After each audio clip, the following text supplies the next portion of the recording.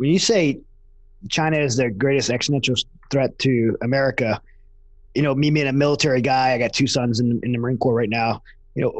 When you say that, and I've heard a lot of people say this, are we talking, the Chinese Navy landing on the shores of California, or are we talking a different type of threat? I mean, I see America as the China's cash cow. Why would they militarily? We are their cash cow, and we feed them. This is an ironic reality, but they are always playing a long game. That's one of the reasons they're so heavily dependent on creating these relationships in Brazil and Argentina that would benefit them on that front. They're also, remember, trying to create a parallel payment structure for many of these commodities going forward.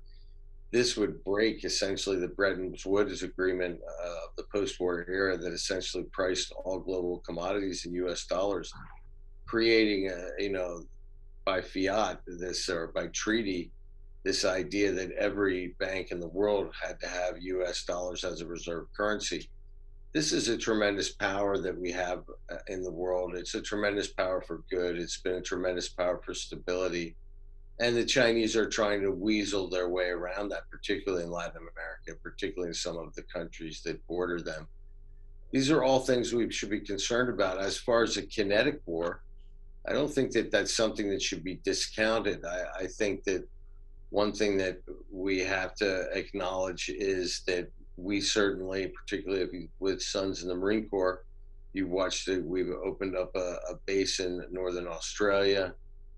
Guam has expanded the presence of the Marine Corps there very much so. They're talking about moving some more into the Marianas. And so, yes, I do think that there is a fear. I think that particularly when it comes to certain missile technologies, perhaps they might even have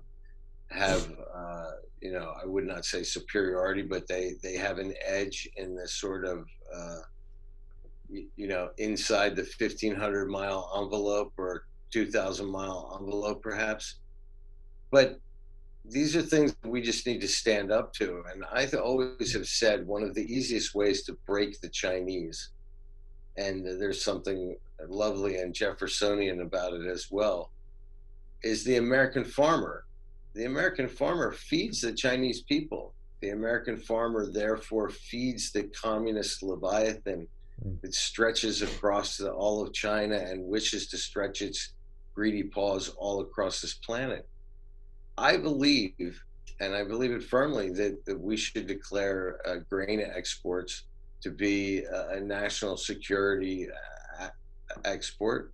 I think we should determine who gets it. I mean, we looked last year, the Chinese imported more grain than they had ever imported before. Now they claimed they had record harvests. I don't believe them. Yeah. But why lie, right? Why not just say, hey, we had poor harvest, we took in a lot of grain. Maybe they're stockpiling. I don't know.